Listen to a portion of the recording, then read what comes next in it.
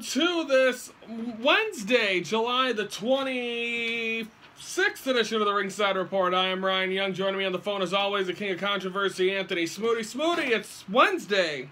I'm Jay, yeah. It is. Let's start the show, as always, by recapping Monday Night Raw. Of course, it's they're getting ready, and you pretty much saw a lot of the matches be announced for SummerSlam. Show starts off with Kurt Angle talks out about how his son is going to make his debut later on, or his son, Jason Jordan. But then Braun Strowman comes out. He says he wants a world title match after interrupting the number one contender match. Samoa Joe says he wants Brock at SummerSlam. Roman Reigns comes out and he says he is. Instead of doing a number one contender three-way, Kurt Angle says we're just going to have all three of you do it, and it's going to be a fatal four-way, like you said, at SummerSlam in less than 4 weeks.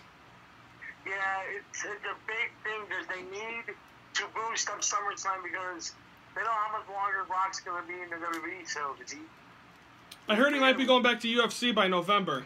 Yeah, because his 1 year suspension is almost up, so... It'll be up at the end of this month. I believe it's July. I believe it's almost over.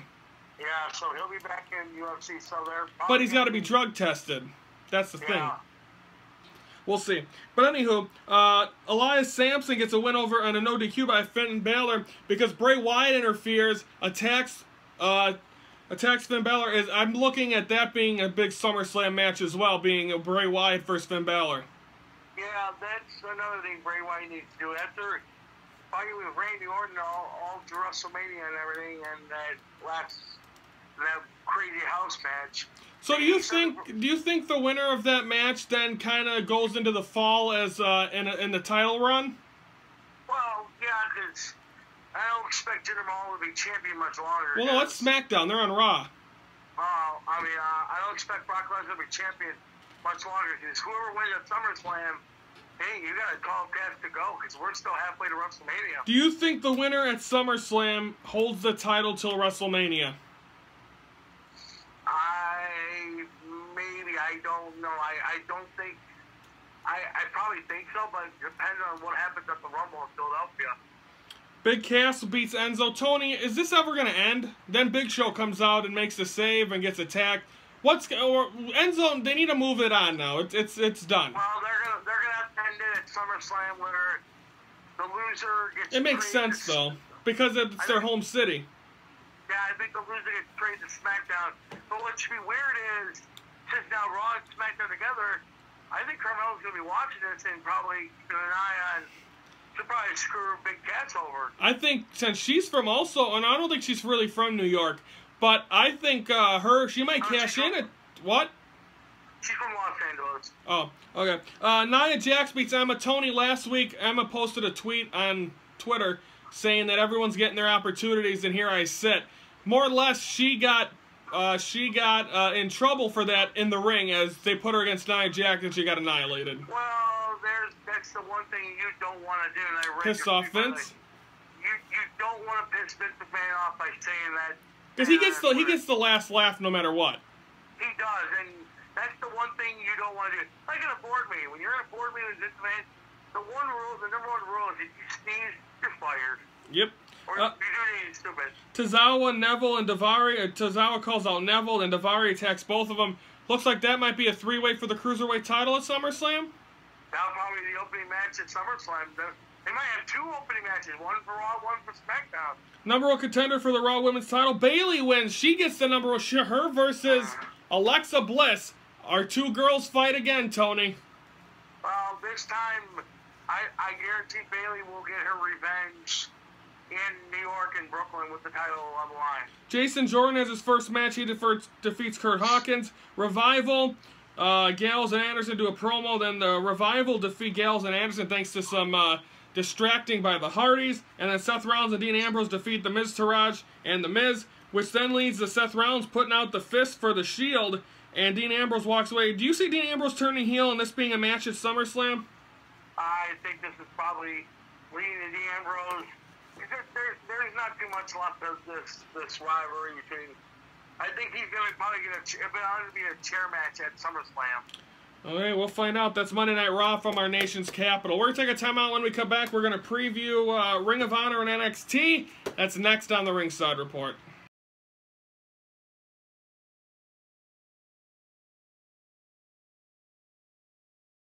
on this date, Smoody, in 1998, Fully Loaded, when we got a chance to see Sable Fully Loaded.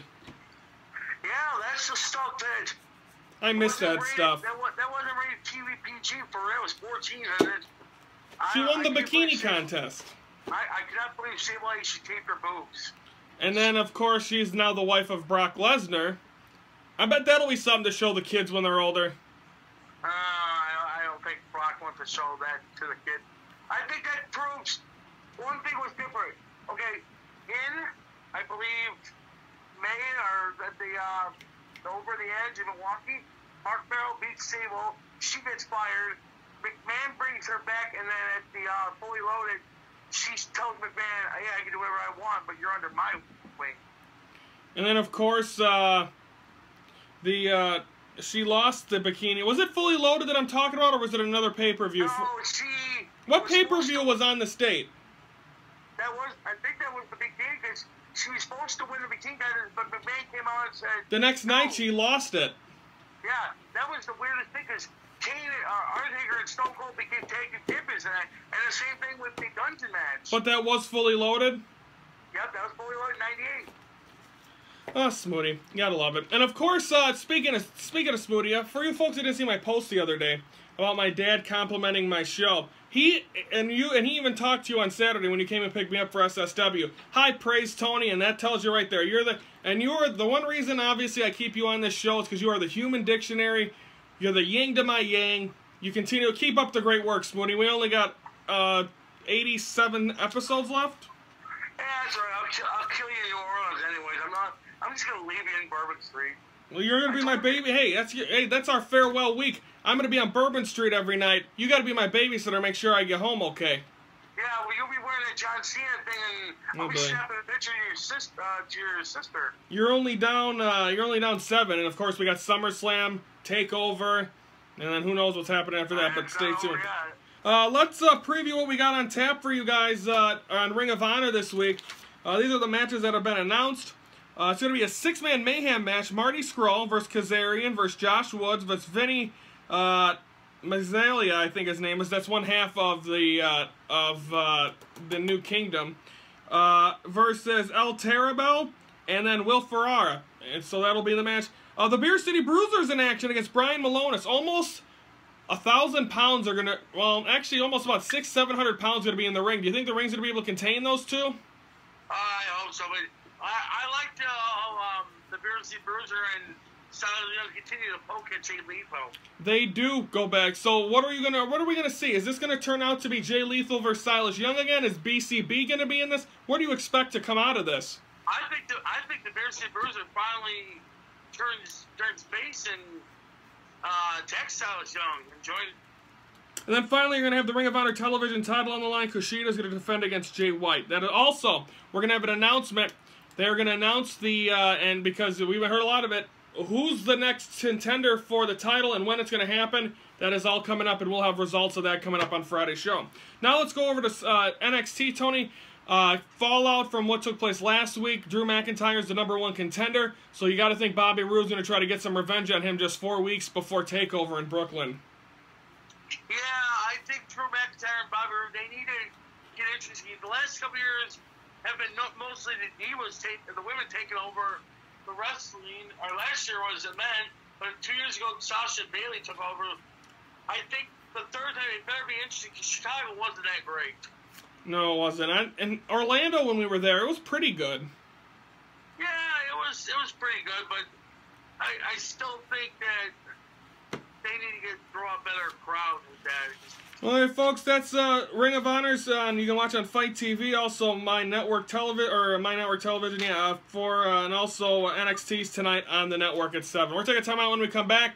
We're going to preview Impact for this week, recap what happened last week. That's all next on the Ringside Report.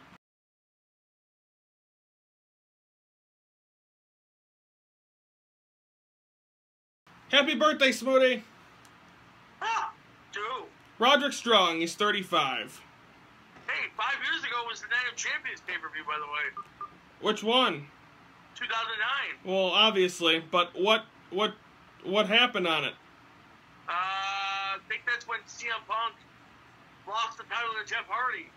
Oh boy.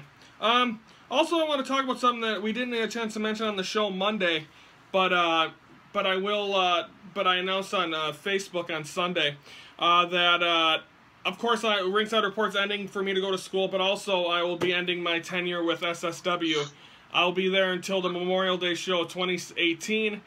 And then I'll be in school already then, but I'm gonna work with them, and it's been a fun ride. I've enjoyed every second of it. They treat me very well. The locker room's great, and I'm gonna miss it, Tony. But I still just putting everything aside, putting wrestling on the back burner to try to live my dream. But thanks to SSW, great 100. Can't wait for the rest of them. Yeah, it's gonna be interesting now with you becoming the broadcaster. Hey, you never know. We might be doing our weekly late night radio show. Oh boy, imagine us doing this. I mean, what a story would that be? Me and you working 4 years out of a bedroom. That sounds wrong. I don't know how to say that. We're doing this show for 4 years and doing it for free out of our own time to entertain people to possibly then go to making money doing what we want to do. Well, you know, this is what we've been born to do, and this is what I've been dreaming this since 2004. I went to a radio station, Star 105.5 McHenry County. I went there, I was going to try to do it, but I got nervous, okay? I freaked out a little bit, but still, I'm trying my best I can, so I'm going to work my way to get to the top, and you never know. I wish you the best, Smoody, and of course, Smoody plans on possibly going to school too with me, so that should be exciting. Well, I got to talk by Ryan Cross, and Ryan Cross said, live your dream, and hold on to it and do the best you can, because, you know... That was motivational. I loved every... He said, don't let anyone tell you you can't do something. And one day, you'll never see that dream, you'll never see that dream come true. Hey, I tried it in POW, I tried with Jimmy, but hey, at least I got to do some things with Jimmy, but still, I'm pretty much almost done with wrestling for broadcasting, but I just can't wait to see my name on a TV and look in the town of Johnsburg and the town of Silver Lake looks and say, hey, there are two people that we know about. I love it, Smoody. Keep that dream alive, and hopefully we'll be doing that together. You ready to recap Impact? Oh, the lovely Impact. We're really bound for glory, I guess. Yeah, by the way, I forgot to... I hyped it a couple last week, and I never said it. November 5th, Sunday, November 5th is Bound for Glory. Oh, God, right before my birthday. Oh, boy. Oh, Tony, we'll have to get together and have a couple cocktails. Oh, geez, my 32nd birthday already. Jesus Christ, you're getting old. I'm growing gray hair, and I'm already... I already got gray hair. I'm 26. Yeah, welcome to the club. Super X Cup, Drago defeats Sammy Guerrera. Sienna gets a win. Idris, Abraham, someone, and Trevor Lee lose to Garza Jr., Laredo Kid, and Octa Gancito. Low-Key versus Phantasma versus Matt Sydal. Matt Sydal gets a victory. Eli Drake gets a win over Moose, EC3, and Eddie Edwards. And then LAX attack Alberto El Patron yet again. And he says he's done. And then Bobby Lashley, I believe, makes the save and then comes out. And I don't know what happened. I forgot. But anyway, he's still not a part of LAX. Also, I'd like to announce on Monday, Davey Richards announced he is done. Talk about living your dreams. He has resigned from Global Force Wrestling as he goes on to his final couple years of a medical school. He wants to be a doctor, so best lucks out to Davey Richards. Yeah, you know, like I tell you, you never know what you're wrestling. And you're never too old to live your dream.